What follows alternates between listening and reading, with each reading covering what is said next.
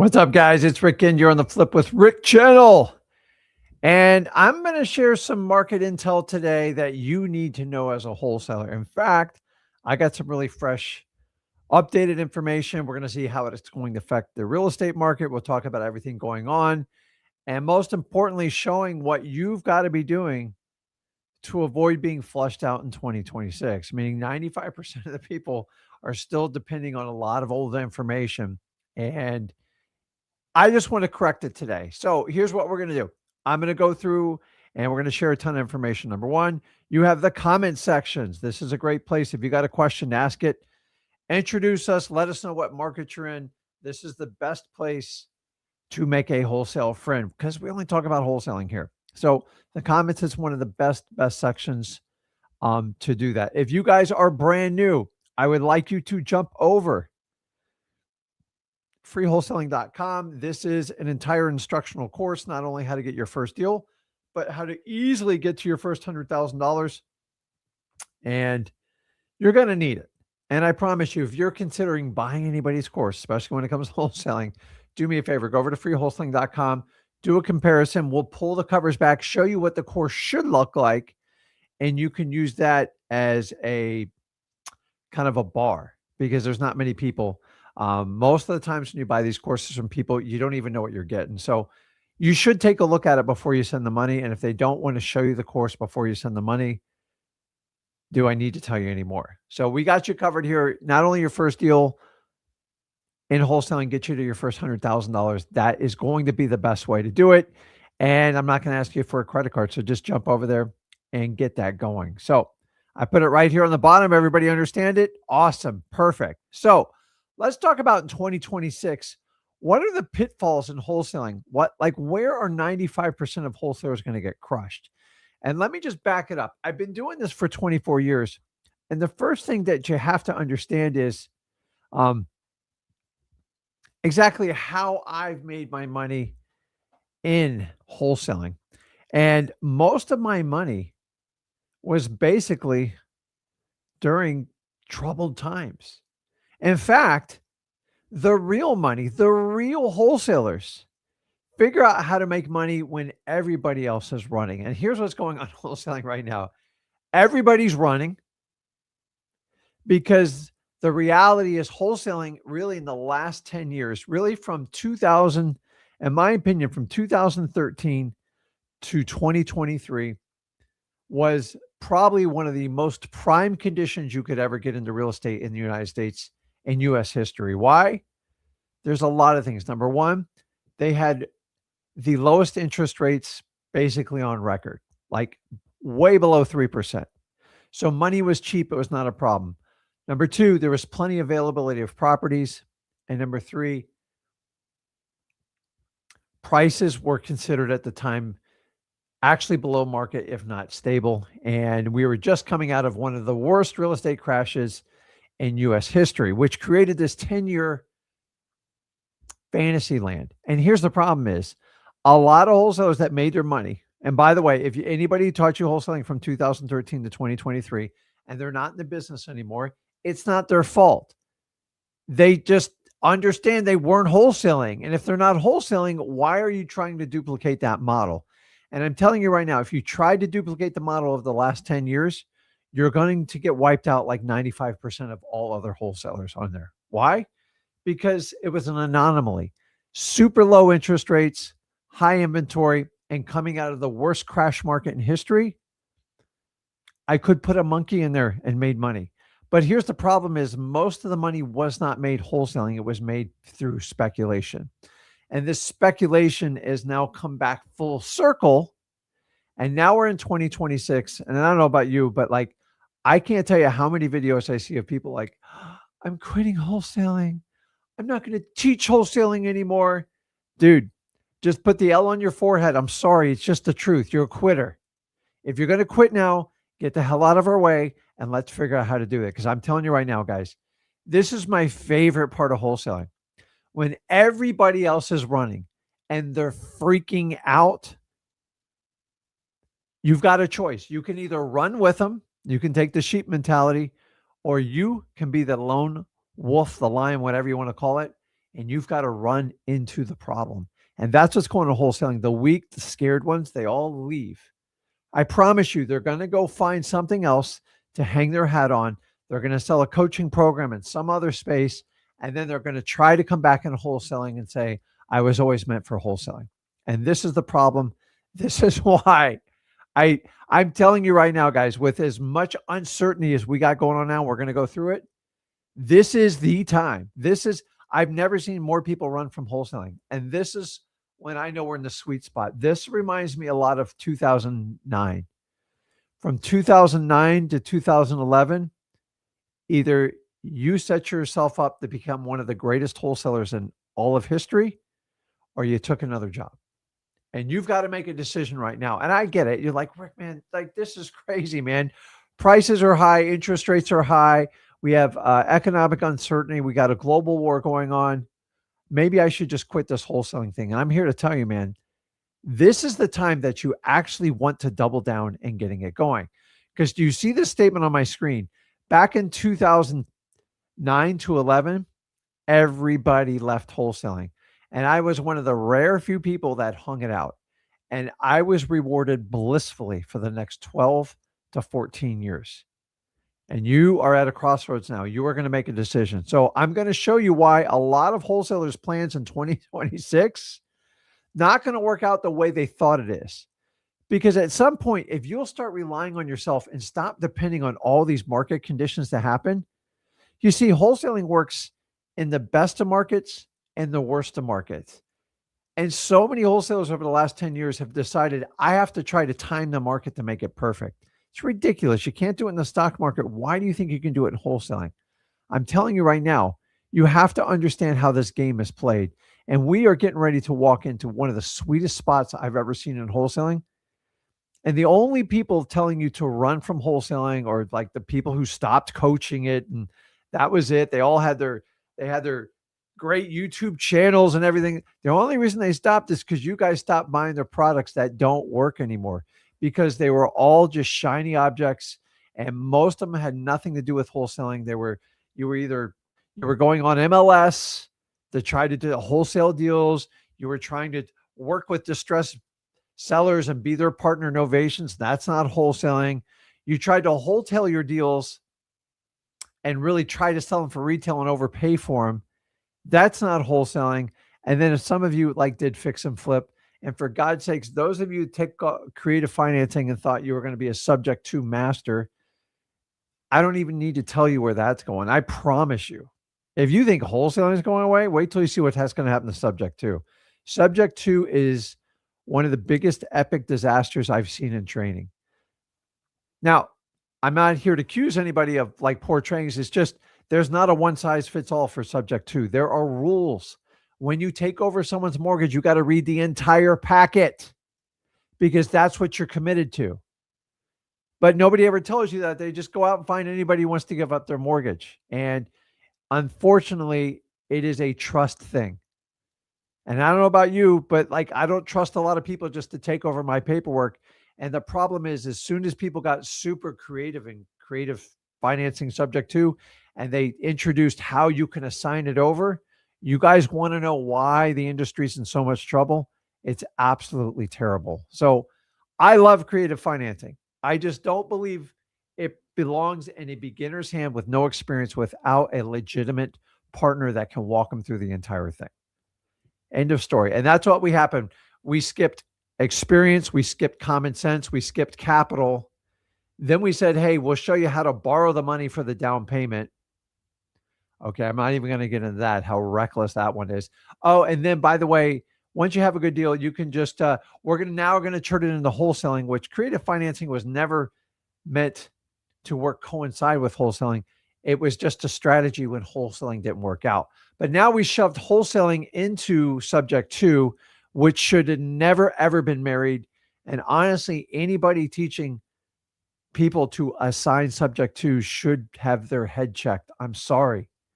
Because the problem is, you can teach it and give them all the paperwork and right instruction, but what they decide to do with it is completely up to them, because it's not the investor that's going to get hurt.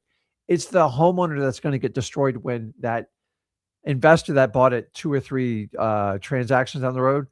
Why? Because they paid more for it, and once they get in a cash crunch, they're going to stop paying, which screws the homeowner, and we're all stuck. So let's get into it. Let's talk about what we're talking about right now. And so we're going into 2026. I want you to understand this. I see similarities when I was in 2009, 10.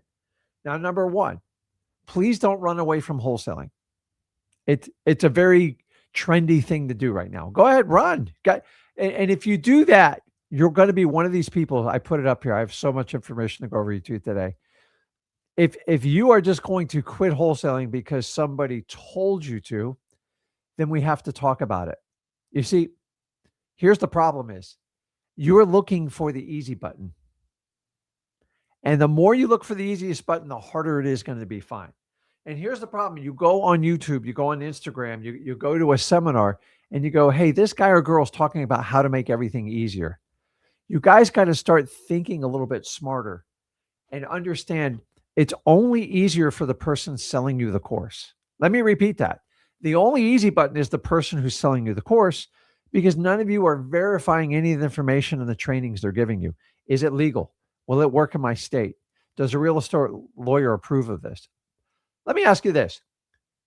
Go do a subject to and go by a real estate lawyer and say, would you advise your client to take this subject to knowing they're just going to keep selling the paper down the road?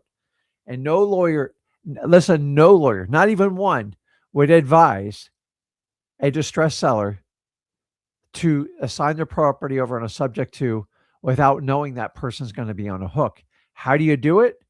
You got to do real paperwork with them.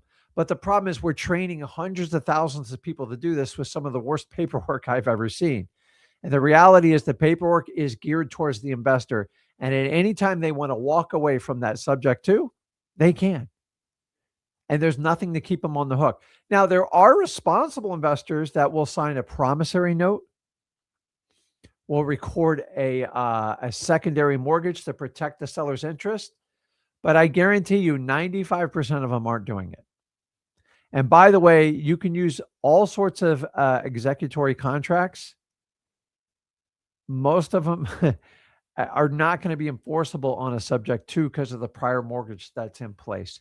And you can't act if you have to foreclose on a property or you're holding a deed in trust.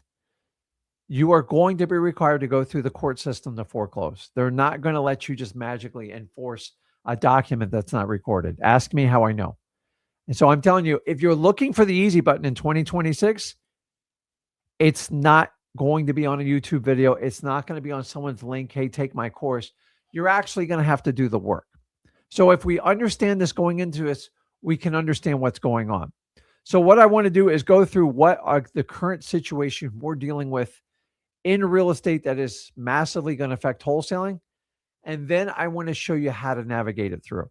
But I need to have conversations and involve you guys into it because this is what we're dealing with. So guys, put notes, put your questions in there. I will refer back to them. We'll start answering it. Let's go through what we're dealing with right now in 2026. So guys, let me know in the comments right now. If you got into wholesaling now, or you've been a wholesaler for a while, your game plan for 2026 going in towards the last quarter of 2025, what was your expectations that you thought the real estate market was going to do in 2026? So number one, let's talk about the biggest dark horse in the room, white elephant, whatever you want to call it, is we have to work. I like to work backwards from cash buyers because these are our end customers. And what we're all cash buyers looking forward in 2026, what is the one metric that they said, if we could get this happening, I'm going to infuse that capital and get it working in real estate? What is the one lever that all cash buyers have been hanging on really the last 3 years, but said at the end of 2025, I predict this is going to happen and it's going to enable me to buy more properties? So let me know in the comments because I already know what the answer is. And we're going to have to really, really scratch our heads and go, hey, how has this changed? So you have to understand, guys, what is the one thing that cash buyers were depending on in 2026 to happen? So Mark's got it right here. It's lower interest rates. But We got a problem, guys. We got a big problem right now. Everybody's putting interest rates, Fed rate, Fed rate. Awesome. Here's the problem, guys. Here's the problem. Actually, right now, with everything you see going on, do you see the Fed dropping interest rates anytime soon? Go ahead and put your comments in there because I already know the answer to this one. And if you guys have been tracking mortgage rates, they're actually creeping up. So unless you've been sleeping on a rock, you know about the global tensions, the global war. I'm not here to get into politics. I'm just here on what is the net effect of the U.S. economy, the real estate, and then how does it transcribe into wholesaling? So we have to go through it. So number one, the easiest one to figure out is every investor, every cash buyer was heavily depending on interest rates dropping in 2026. In fact, they wrote it in their business plans. They wrote up their cost to hold capital. And at the time when they were all figuring this out, they were hovering about 6.6% for a 30-year amortization on a mortgage. Pretty nuts, huh? Here's the problem, guys. It's all changed. And as we all thought we were going to get this incredible off-platforming, interest rates are going to drop back down to 4%, 3%, whatever you thought. The Fed's getting a new chairman. He's going to be pro for the current administration. All out the window, guys. All out the window. Let's think about this for a second. Why has this changed? It's simple. It's simple. We talk about interest rates right now. We all depended at this time that they were going to be going down and we'd have 2 years of an off ramp and real estate would explode. But what happens? We get a global argument. Now, I'm not here to pick political sides. I mean, we all have an opinion on that. I'm not going to win that debate because I'm not an expert on it. But I can tell you this, whenever a war is started, especially by the United States, it has a massive slingshot on the economy. Now, let's specifically talk about what its impact on real estate. So here's the problem is when you get global tensions like this, it makes people uneasy. It freaks the stock market out. The stock market is negative for 2026, which was not the forecast at all. And the market does not like unpredictable facts. And that's what we're in right now. And here's the worst part is buyers, they don't like unpredictable things. So I'm not going to pull up the interest rates because I'm going to waste a bunch of time on it. But the reality is interest rates went from 6.1 to around 6.25, 6.3, maybe 6.4. Why? Because of this global uncertainty. And until this global uncertainty gets rested, these are interest rates only have one direction to go, guys. I'm sorry. The truth is they have to go up. What do you mean, Rick? I thought we were getting a new Fed chair and everything. Well, you've got to understand when you get global wars, especially over oil, which has been the classic global, these fights have been going on for thousands of years. What does it do? It's going to create higher energy prices. Okay, how does higher energy prices translate to the real estate market? Well, here's the problem. It's not only the real estate market, the cost of everyone's goods costs so much more to move around on these ships. And when you have choke points around the world and you have global tensions based on wars, is people have to pick sides. And what happens to the market is between the reserves and OPEC, I'm not here to get into because I'm not like an expert on oil, but oil gets bid up. And so now we're seeing marks at $110 a barrel. We've seen it as low as $40, $50 a barrel. I mean, the healthy point is you just really don't want to get over like 90 because the numbers get out of whack. And so this is a game of chicken who can hold out the longest because every day we have higher oil prices, the cost of goods go up. How does that affect real estate? Well, the cost of lumber goes up. The cost to produce oil goes up. For gas goes up. Shipping costs go up. Everything goes up. And if everything goes up, which by the way, energy prices have the biggest impact on what? Interest rates. It creates a little thing called inflation. And if you understand the goal of our Federal Reserve, which is they basically have a two-prong approach.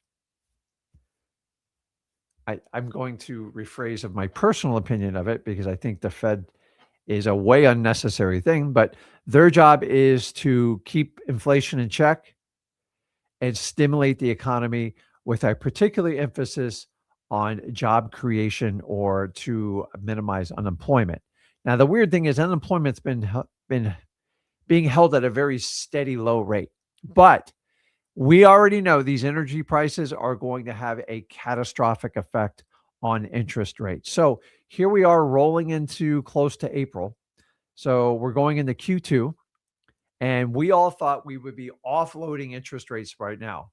So, guys, what's this mean? It means that homeowners are going to pay more for their properties, which is going to create less desirability for flippers, people who fix and flip them, which is going to put more pressure back on us to buy these properties at much deeper discounts because there's a lot of uncertainty going on right now. So as I go through this presentation, my job's not to scare you, it's to emphasize what the purpose of a wholesaler is and how we make our money. And if you understand, we are not speculators, and the speculators have all got washed out of the market as far as I'm concerned.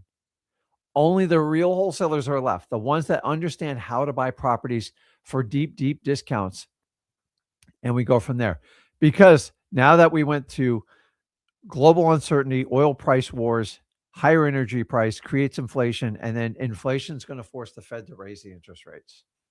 Guys, this is only number one. This was not predicted. This was not in my cards. I thought by now we'd be really kind of going in the spring with a bunch of momentum going in the housing market, and we just keep getting more and more headwinds. Now, here's the beauty of real estate: it never stays in one place for super long. It's a constant moving dynamic, and I'm here to tell you, you're going to have to hang in there. It is not like the stock market. The stock market is extremely reactional. Real estate moves in very slow increments, and if you study it over the long time, you can find the whole thing. And I'm just telling you, is once energy prices go way up, like the cost of oil's jumped, it usually has a staggering effect. So here's the problem: is if the homeowners were waiting for all interest rates to be under 6%, which a lot of them are, that's out the window, which is just going to push back their demand. And then the fix and flippers are going to go, okay, well, if my holding costs are higher and there's less interest in real estate, they're going to get even more selective what they're buying. And so how does that affect us, the wholesalers? Here's the bottom line, guys. If you're not buying properties from people who need to sell and you're not truly wholesaling, you are going to get killed. There is no more, let me buy and see what I can get for it. You better be buying the fundamentals of wholesaling, and that's what we're going to go over today. You have to understand. So if you understand that's the first thing that we're dealing with. Okay. So the interest rate is going to have a huge impact, and it's going to drastically affect the forecasting of homeowners to get back into the market and getting on. Now we have another wave going on. Actually, we got three more. The next one, the private equity crunch. What do I mean by private equity? So it's the bank's jobs to regulate the risk in the real estate market. And now here's the good news: is they're actually writing responsible loans. So we don't have the typical credit risk we had back in 2005, 6, and 7 when they gave everybody a loan. We have the opposite problem: is they've tightened up regulations. They made reserves so much higher.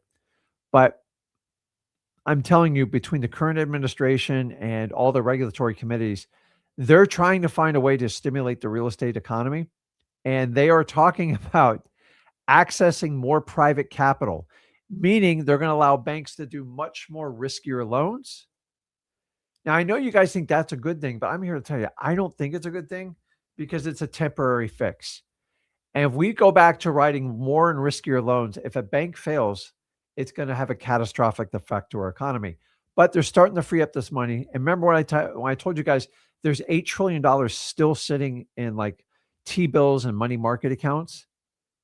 They're trying to get that money stimulated to get it back into real estate. The problem is, if I can earn 4.25 and I never have to take one single ounce of risk, I don't have to use my brain or anything, and I'm currently beating inflation, which inflation's going to go up. So we're all probably going to have to move our money, because if inflation goes up to 5 to 6%, your 4.25 is going to be a losing proposition. So do you see how interest rates, when costs go up, they have to cover their cost? So the idea is, if this private capital gets in, it's good for the short term, but in my opinion, it's bad for the long term. It actually will create more foreclosures and everything else with it. So you're going to see much more. Like I remember when we saw a bunch of ARMs mortgages. You're going to see a bunch of different mortgage products that are going to start hitting the market, and they're going to fear the people with like stated income and stuff like that. Just beware, because it's coming, guys. It's coming actually heavily, and we need to talk about it. The next thing we have to talk about is the cost of owning a home in the United States. So guys, let me ask you, outside of the actual mortgage, what is your biggest headache? Let's just talk about the homes you guys own or the ones that you manage or rent. What is the biggest headache other than the tenants, which I already know that? What is your biggest headache cost for owning a property in the United States as it stands in 2026? And what gives you the most anxiety at night thinking about the cost, the future cost to own this property? Say you even own it cash outright. So here's one of the problems: the property taxes. It's horrendous. I want to share a stat with you. This is the crazy part.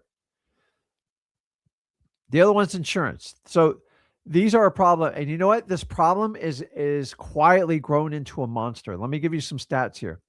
Since 2019, seems like yesterday, property taxes in the United States are up on an average 72%.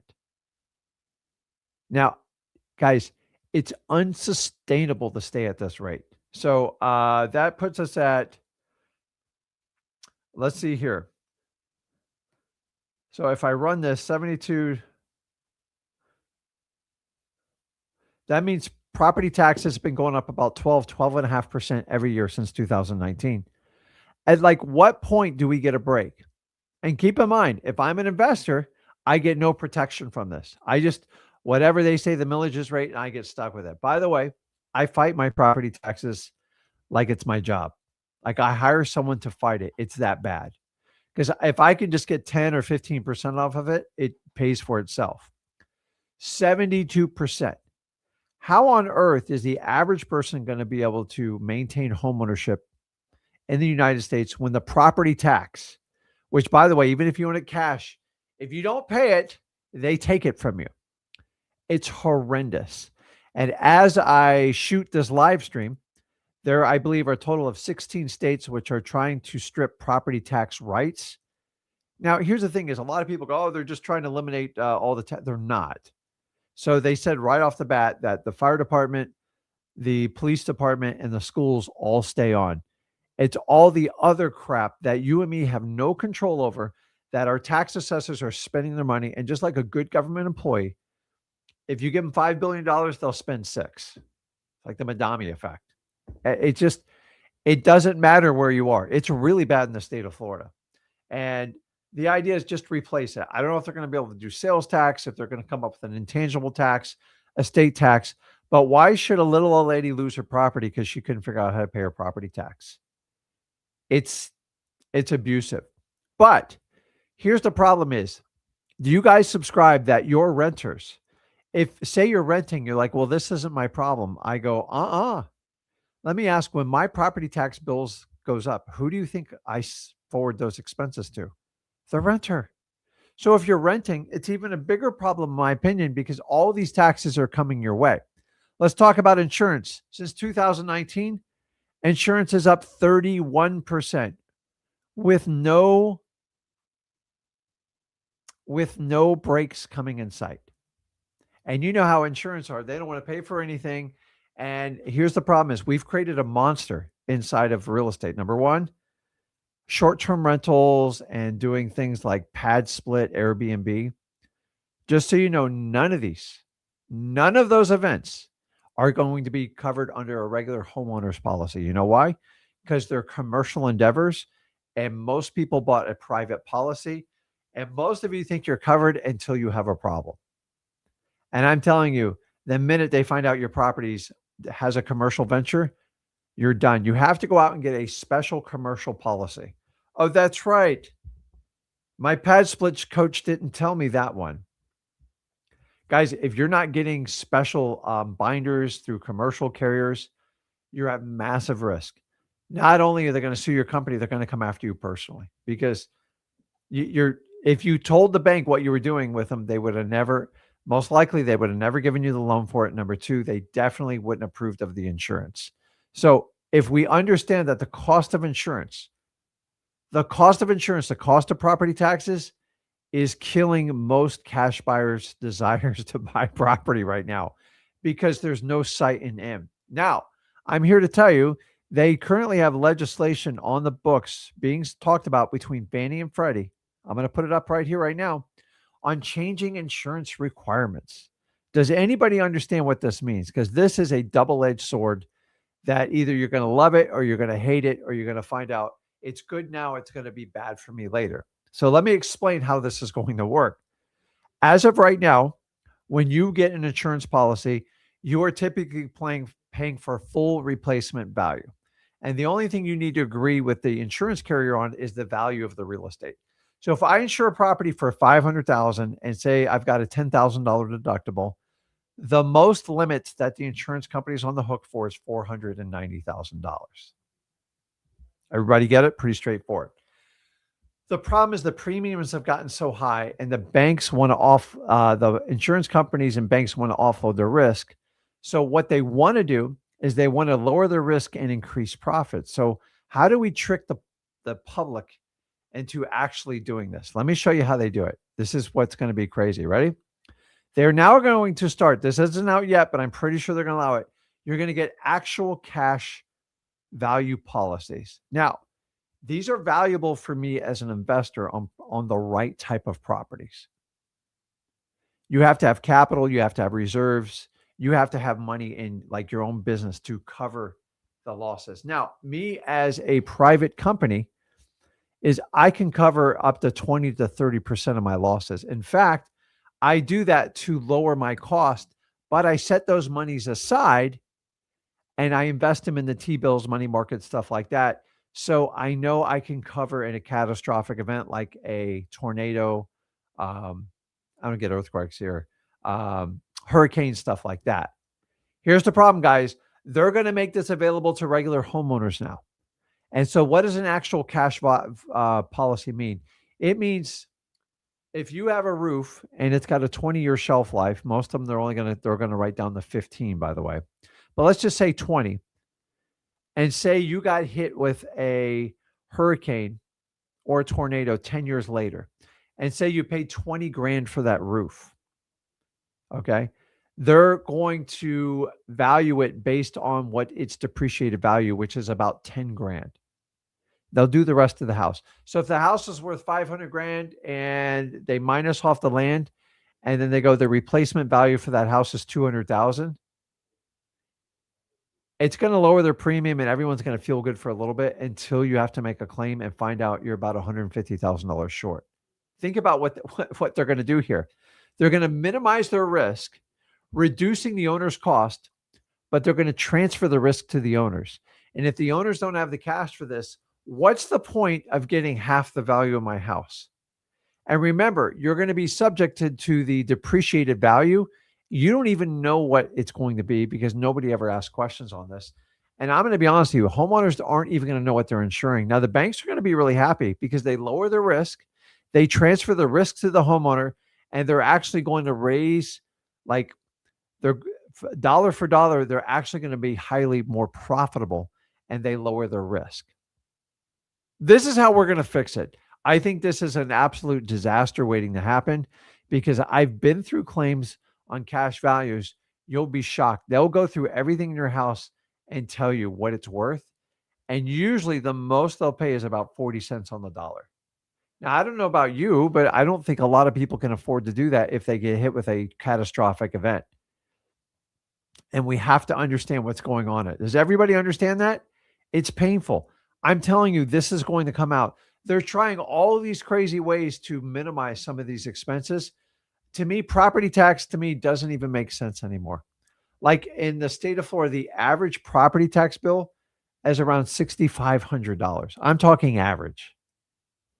Uh, What I mean, at that rate, I can send my kid to private school. I can get private. The numbers are staggering. And our average tax bill used to be over $1,000, $1,500 here. It's just gotten to the point. And here's the problem is if I've got a $6,000 insurance bill, is okay, and then I've got a $6,500 property taxes.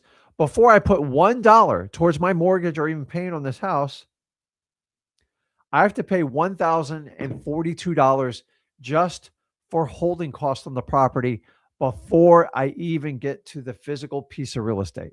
And guys, this is like, we're going to have to find a way to fix this. I'm telling you this because you need to know what's going on and what most people are not talking about. So we have that we have that one going for it. It's absolutely crazy. And then don't even like, I don't want to hear about your political affiliations. I don't give a crap. I don't care if you're a Democrat, a Republican, an independent. I don't care, because at the bottom line is these interest rates we keep talking about, they're tied to our national debt. And I'm embarrassed as a fellow human being to announce that we are $39 trillion in the hole with no end in sight between what Republicans and Democrats are spending. This is a Congress problem. They just don't, everybody keeps kicking the can down the road. Now, maybe if you put some, I don't know, you put younger people in there, they might start thinking towards their kids' futures and their grandkids' futures, because at the rate we're at right now, it is not sustainable. And it pisses me off. But how is that going to affect real estate? As long as our debt keeps climbing, there's just going to be no rainy day money. And the problem is our future generations are going to have to pay for it. Honestly, when you find a politician that can take on Social Security and Medicare, the two biggest things killing our entire country,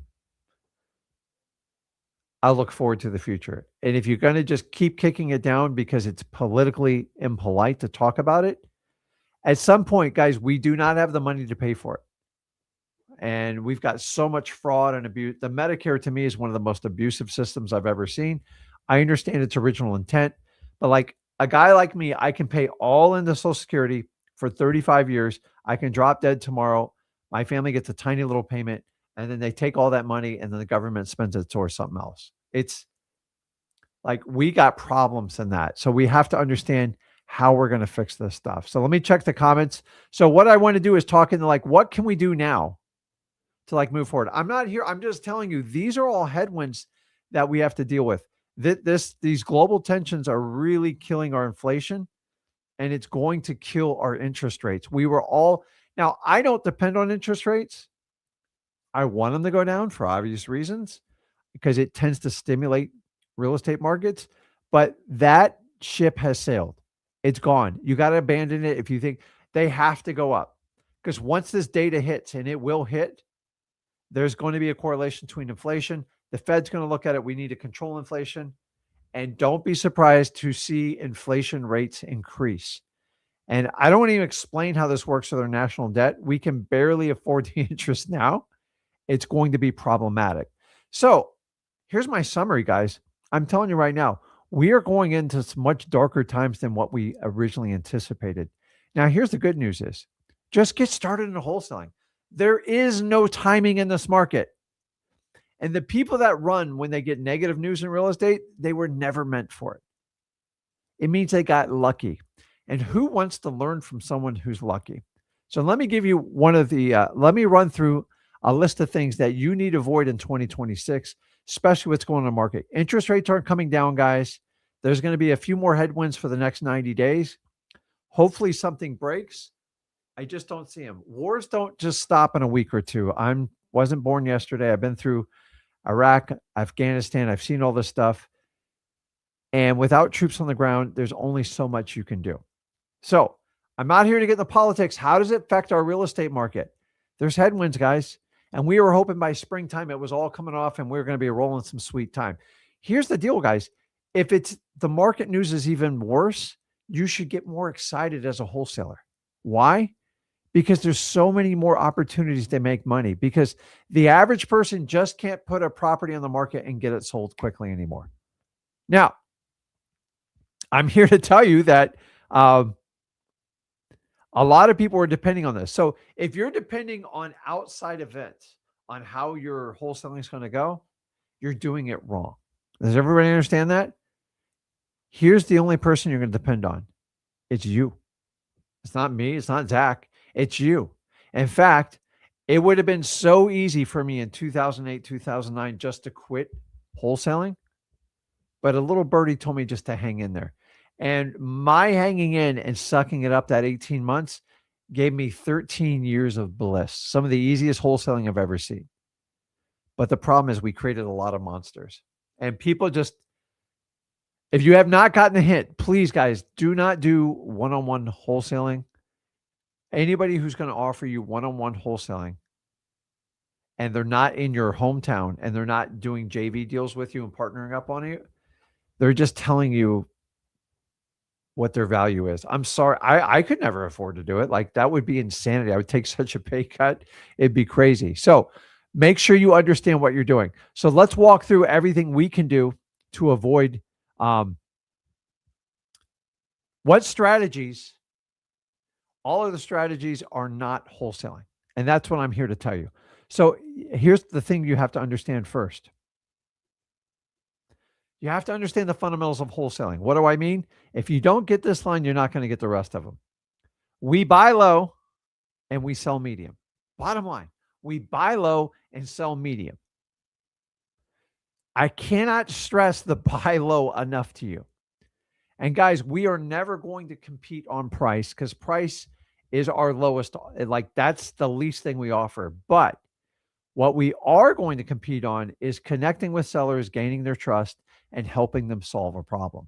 You see, wholesaling is simply low risk, high reward. That's why you're most likely watching me now. Let's just tell it what it is. I've never seen an industry, and you guys can tell me, you can find another one, where you can come in with absolutely zero money. Yes, in 2026, you can still do this with absolutely zero money and make six figures. And it's not that challenging. Now, it's challenging in different degrees for each individual. We can debate that. But you show me anywhere else where you can come in with zero money and turn it into six figures. I can tell you right now, unless you play the lottery or something, there's no other industry that you can do it. And that's why you're here. But you're going to have to roll your sleeves up and you're going to have to understand how this works. So if you don't learn to buy low, it means you have to buy medium. And if you buy medium, you have to sell high, which makes you a realtor, which kind of makes you, you know what I'm saying? So we have to understand you have to buy low. That's why we teach you lowballing techniques like go for no. We don't do it cold. We teach you how to earn people's trust and how to connect with them. But if you're not buying low and selling medium, you're not wholesaling. So let's talk about the strategies that aren't really working. Let's talk about the strategies that you have to employ, especially in 2026, knowing interest rates are going down. Inflation costs are going up. The insurances are going to be a problem. They're going to have all sorts of products and confuse people. And property taxes is only going up. So how do we do this? Number one, you need to buy off market. Going into 2026, I'm not going to change this. Do not waste your time on MLS stuff. That's all the stuff that people want to sell for tippy top dollar. It's a waste of your time because we are never going to win on price. And MLS predominantly wins on price alone.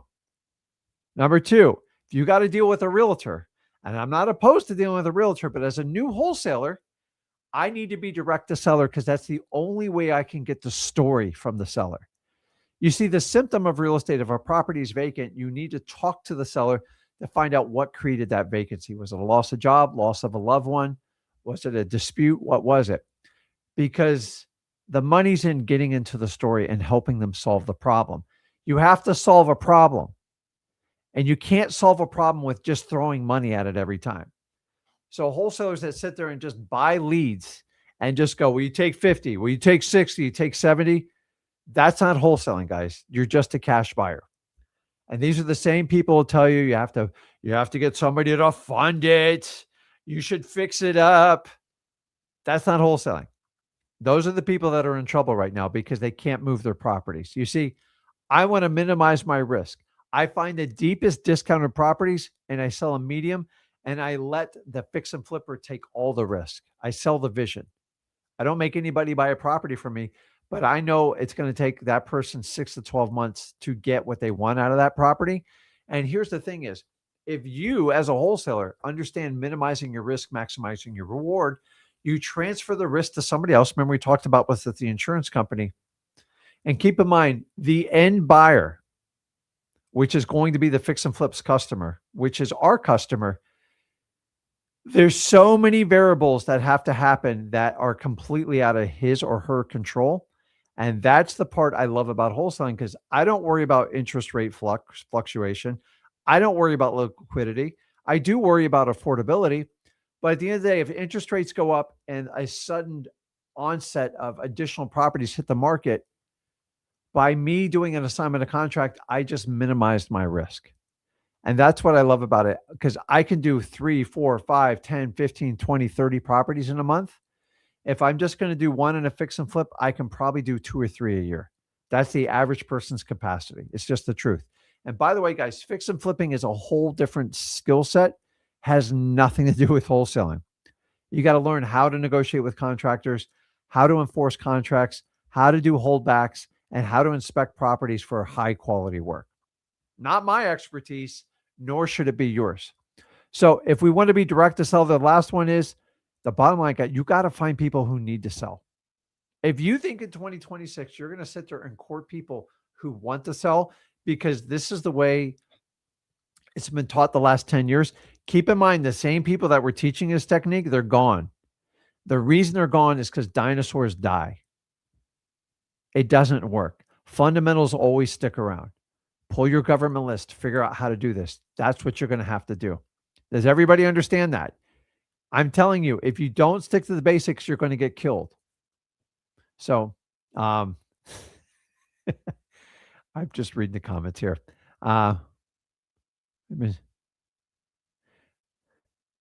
Okay. Well, we're going to have to talk about that one. So, here's the other thing, guys, is I want you to understand, we all talk about this like it's kind of a running joke, like AI with artificial intelligence.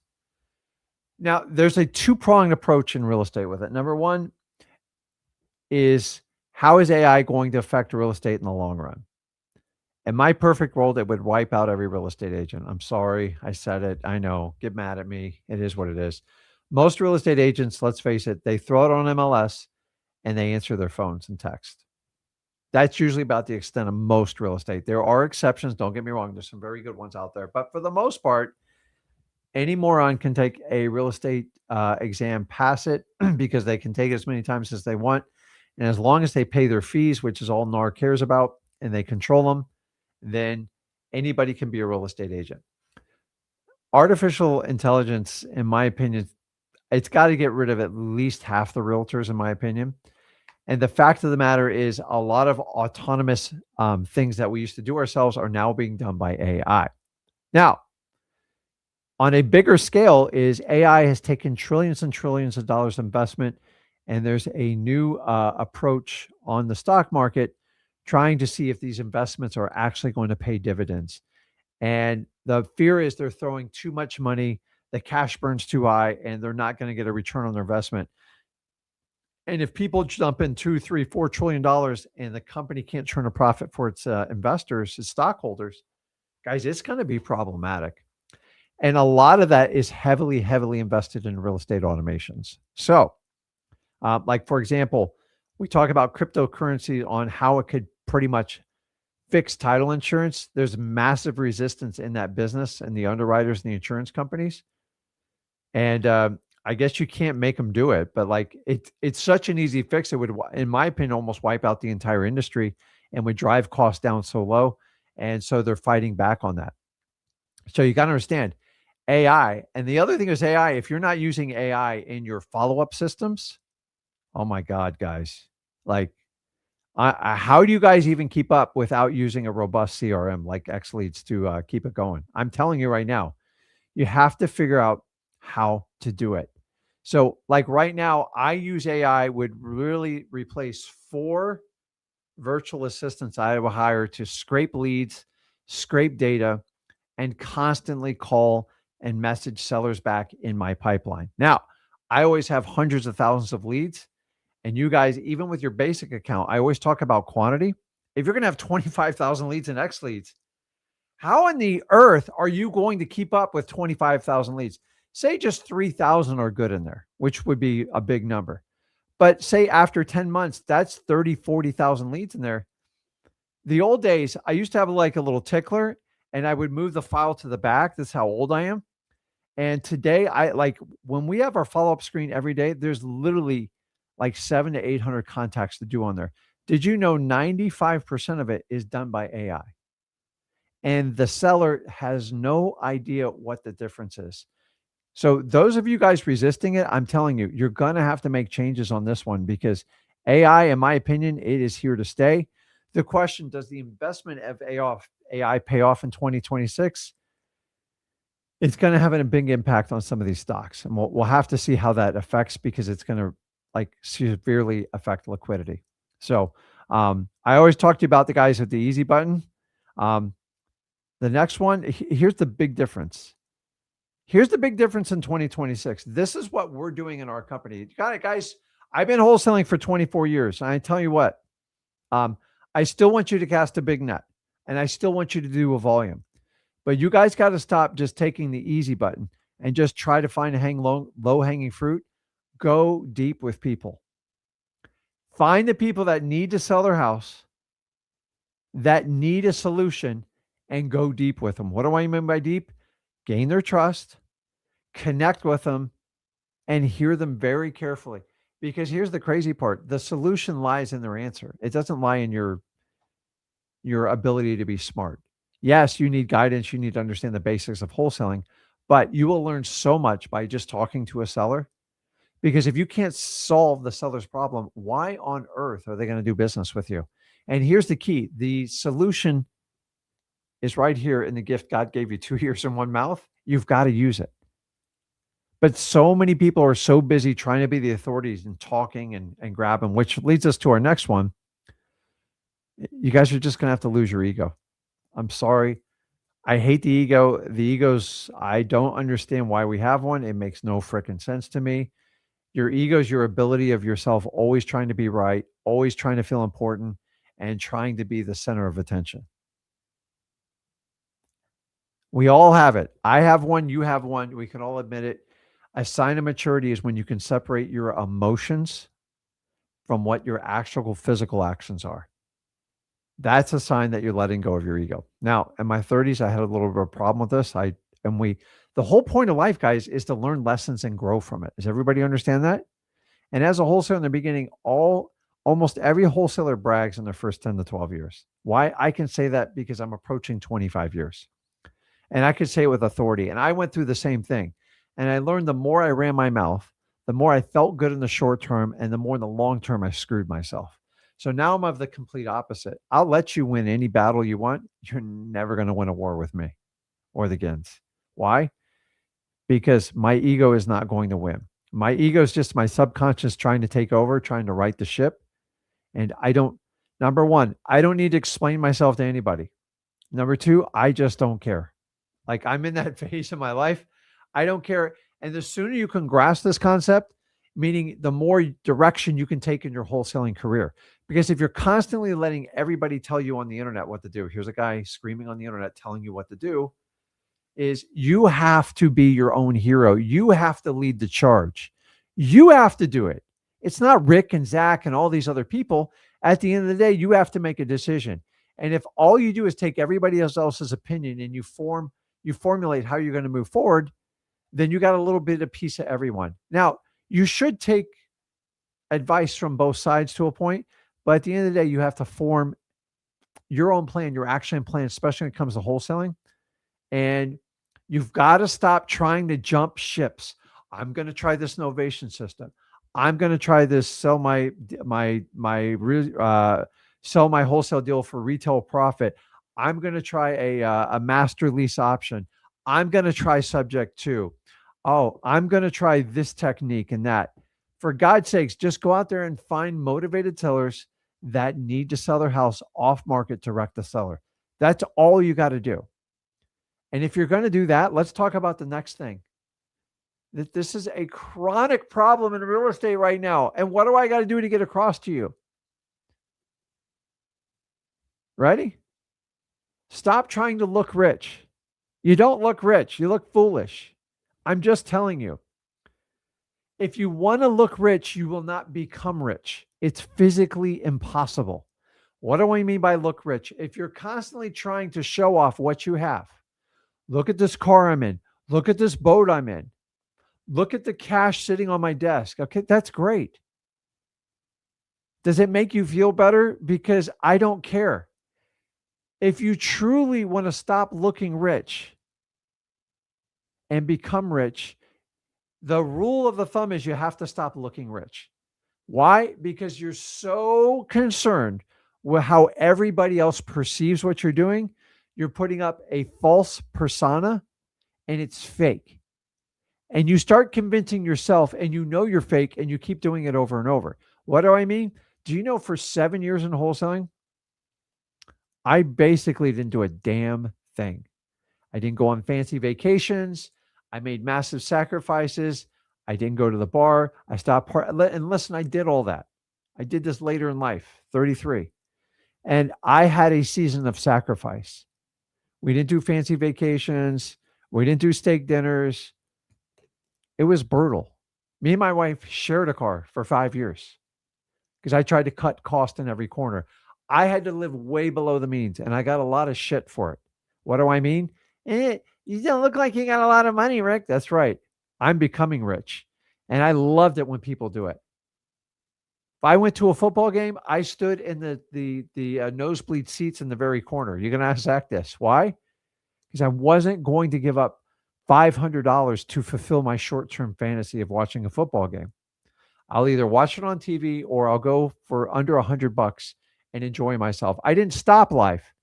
I just stopped trying to look rich. I didn't care. Oh, you got a BMW? I'm so happy for you. Yeah, your Honda, that thing's pretty rough. I go, I know, but it's who I am. I'm proud of it because I was taking all that money and investing it in real estate, stocks, bonds, everything else. And here I am 15 years later, it's paid me millions and millions of dollars over. Everybody has to go through a season of sacrifice. So if you want to stop looking rich, all you have to do is replace it with becoming rich. And becoming rich means you have to do the complete opposite. You don't care what car you drive. You're not here to impress anyone else. The only thing you're here is to impress upon your family on how to get truly financially free to do all the things you want in your life. Because at the end of the day, none of these clowns are going to go to your funeral. None of them are going to say a damn word and they don't care. And then life's going to go by and there's going to be people replace you. So you might as well make it count. Make the freaking sacrifice, guys. I'm telling you, you have to do it. Now, let's talk about one that I can tell you this, right? You guys got to get a top tier CRM follow up. The amount of deals we're doing is ridiculous. I have it at the bottom of the screen. Go get your 14-day free trial at XLeads, but you have to do it. I got so many more. I'm going to keep going over this. Guys, if you're just doing real estate locally, welcome to 2026. With the addition of XLeads and all the information you can do, you can easily do your wholesaling across the entire country, not the world, the country. Why?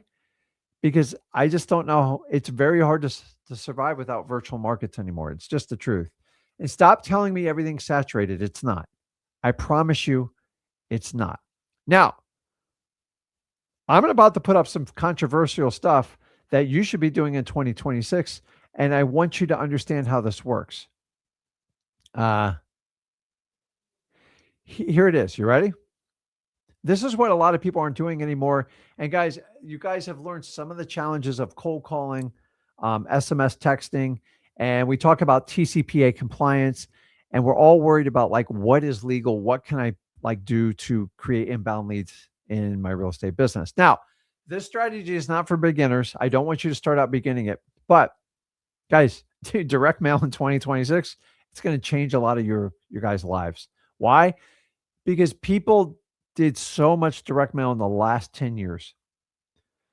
They say it got saturated. It didn't get saturated because most people don't know what they're doing. And most people will send out one set of mailers and tell you they don't work. They don't understand it. Here's the truth when it comes to direct mail, guys. And this is why you're going to see a major shift in 2026. Number one, it's 100% legal. Let me repeat that to everybody. It's 100% legal. You can't get sued for it. Some of you guys are getting sued 15, 20, $50,000 just by making one phone call or one text. And what if I could show you how to send out 10,000 pieces of mail, create a robust follow-up system where they call you, you get a higher quality motivated seller, and then you can control which market you go in. And here's the crazy part. You can do you can do it right now inside of XLeads, your entire direct mail campaign. You can look at your KPIs in there. You can use me and Zach's postcards. We use our letters, our templates, whatever you want to do. Now, I'd like to have you see at least 3 deals under your belt. But guys, this is 100% legal. You get a 5 to 6 times return on your investment, and it's 100% scalable even for one individual wholesaler. And if you're like me, when you started out, you're an individual entrepreneur, solopreneur, I call you, it's perfect. And why a lot of you guys are still struggling with cold calling and SMS, and I still love those, but they are getting pressures. You're going to see direct mail come more and more back online. In fact, did you know 70% of wholesaling leads are generated solely through direct mail? Why? Number one, it's legal. You cannot get sued with direct mail unless you have a terrible illegal offer, which that's considered fraud anyways. Number two, it's a proven investment vehicle. If I put in $5,000, I usually get between $25,000 and $30,000 back out of that machine. Now, here's the truth of direct mail. It takes a 90-day investment. Anything less than 90 days will not work. You pair that up with an XLeads follow-up system, phenomenal, guys. Phenomenal. I'm telling you, you have to do it. The next part of it, if you're not doing probates in 2026, I don't even want to talk to you. I'm just kidding. I want to talk to you, but the reality is probates, guys, they are big problems. And not everybody in probate wants to sell to an investor, but the ones that do, they're going to leave you the most amount of profit. You got to solve the biggest problem.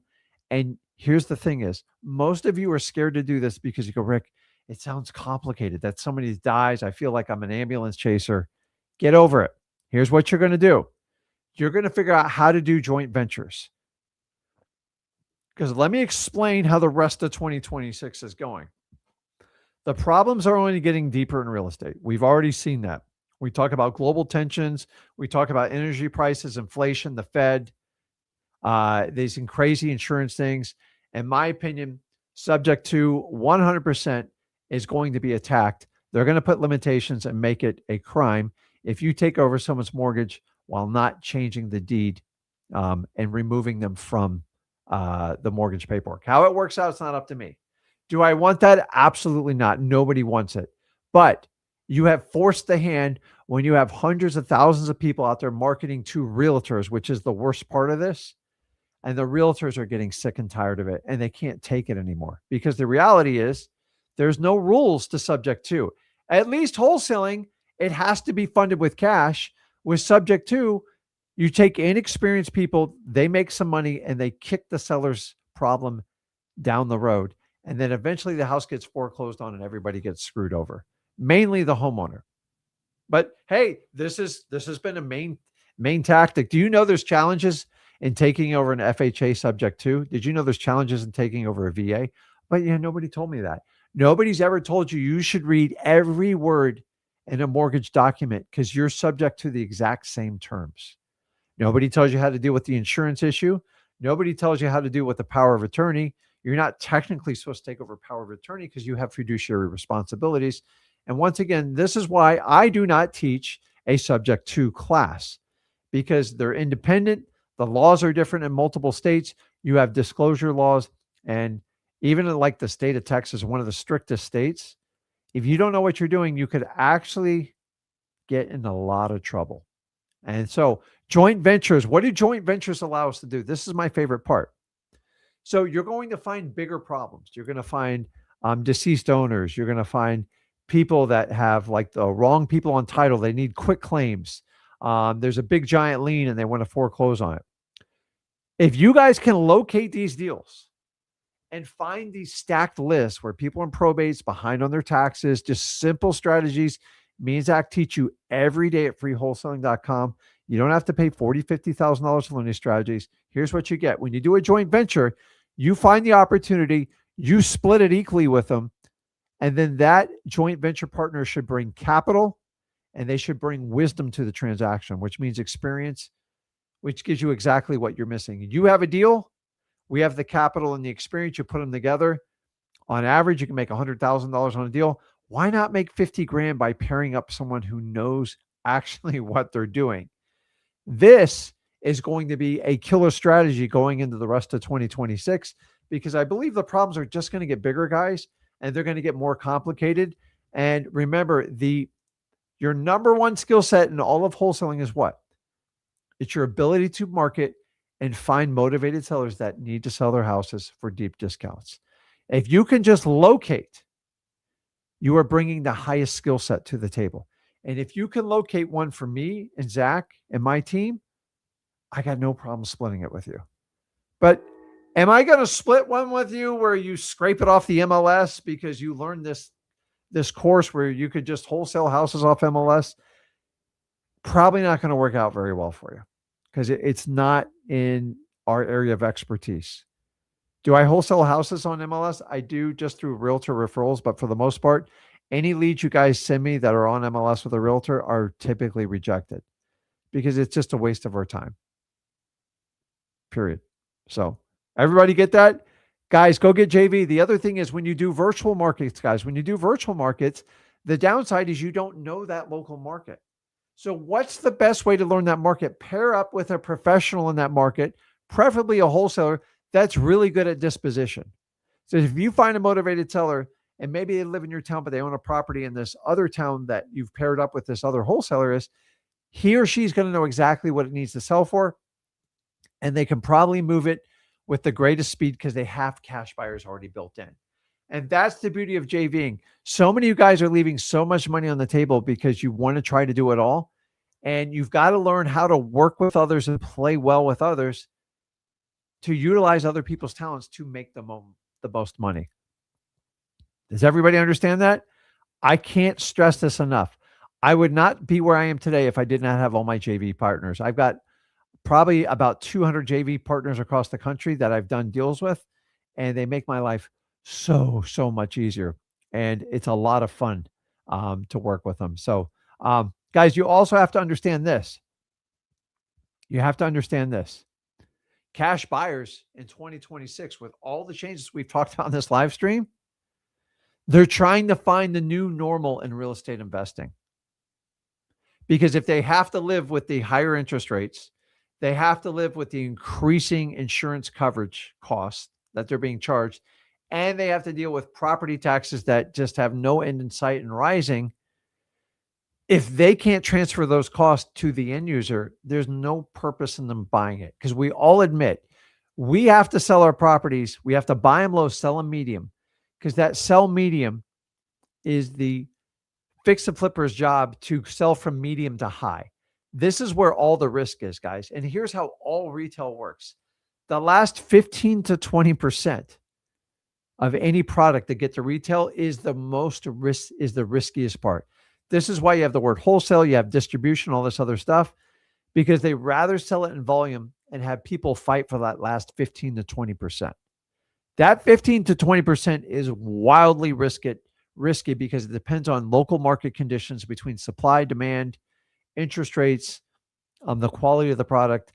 And that's what realtors have to make a living on. And that's why their income's so all over the board, because a lot of those factors are completely out of their control.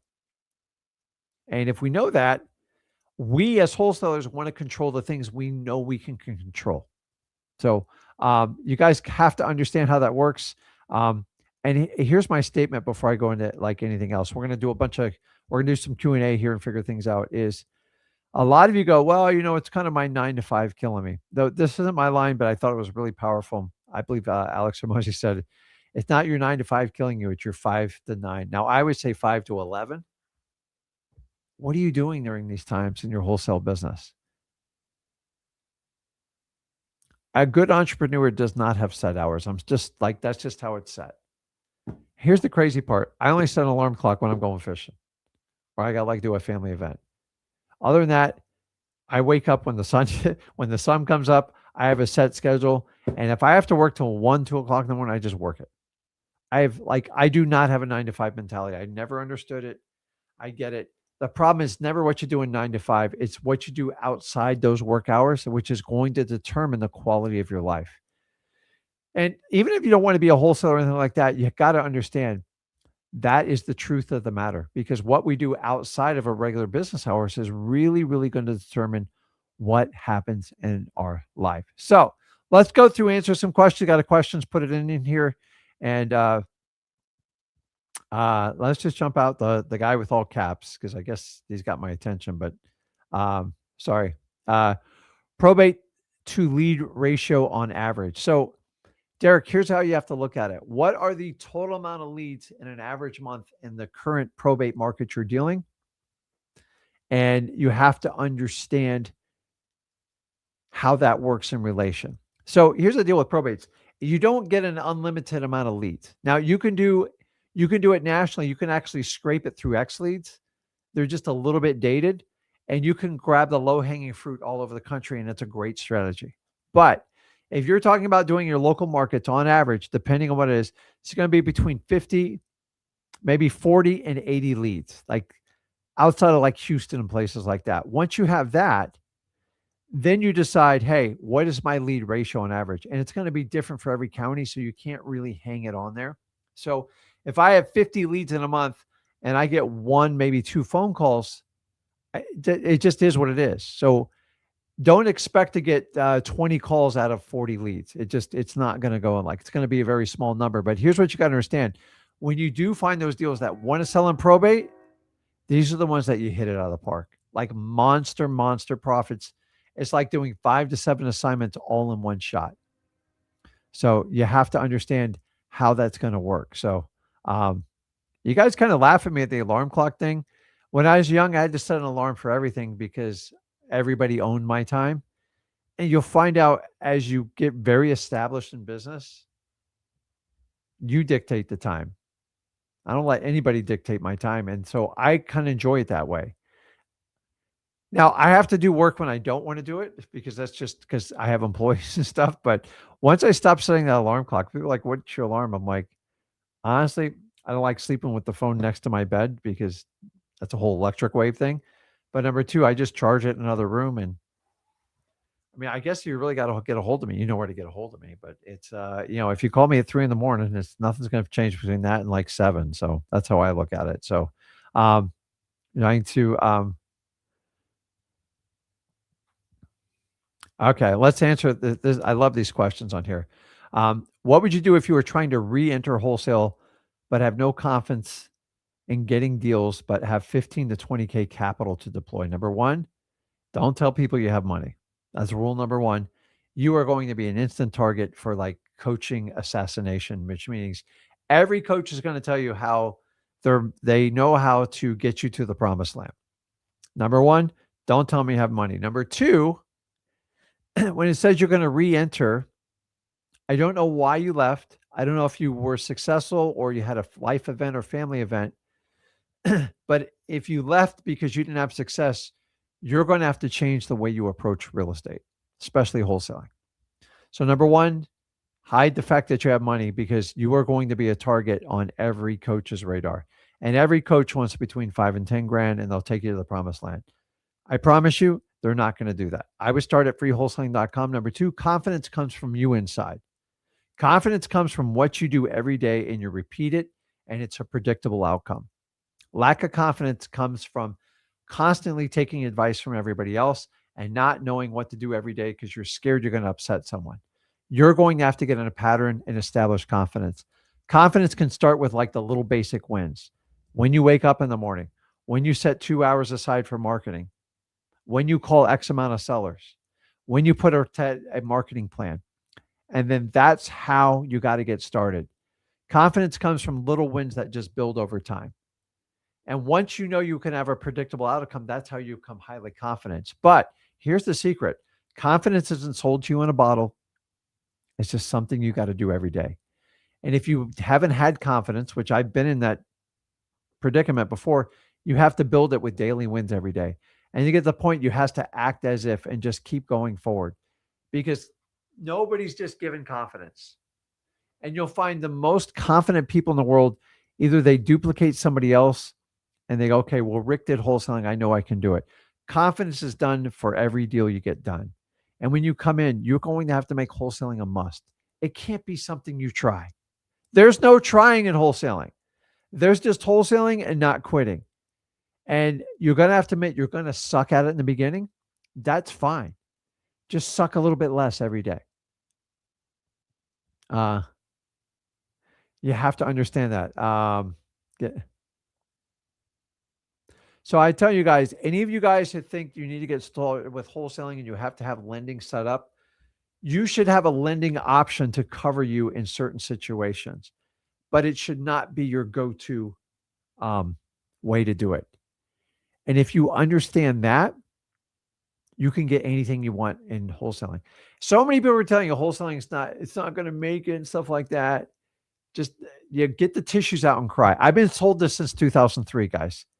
As long as there's real estate and as long as they keep making more of it, there will always be a certain percentage of real estate that needs help. It's never, ever going to stop. And honestly, I don't care if they call it wholesaling or not.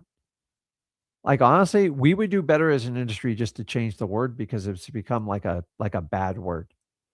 I think realtor is a bad word, but that's my opinion. And it's propped up by NAR, but it is what it is. So,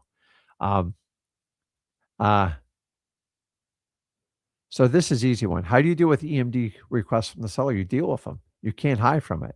So EMD stands for earnest money deposit. Now, if I'm buying someone's house and you're writing a cash contract, the EMD is the portion of it that you put down to show in good faith that you're good for the contract.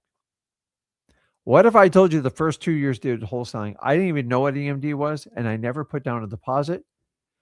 And when people asked me, I was kind of dumbfounded. I was stupid about it. And what I learned is, if you don't make EMD a contentious point, then it shouldn't be with your seller. I don't negotiate EMD. I go, on average, I'm going to tell you right now, usually between $250 and $500. Now, you got to use common sense in this. What if you get a smoking deal 50 cents on the dollar, like in your own backyard? And they go, listen, the only way I'm going to do this deal with is you got to leave a $10,000 earnest deposit. Are you going to argue the deposit? Because it doesn't affect the price. EMD does not affect the price, guys. It is a barrier to entry, and they're going to see if you freak out. Now, on an average deal, I'm not putting up a lot of EMD. Most of the times, I've rarely ever put up over $1,000. Why? It's a freaking deposit. And here, simply, I tell the seller, listen, I'm going to pay you $150,000 for your house. I'm putting up a $500 deposit, and that opens escrow. And then basically you will receive the $149,500 at the closing within 30 days of that. The EMD is just to get it up and running. And quite frankly, it's refundable. So what's the point? Well, I want your money to go hard. I can tell when people are starting to talk to realtors. Number two, understand this. If your seller has high EMD requirements, here's a secret.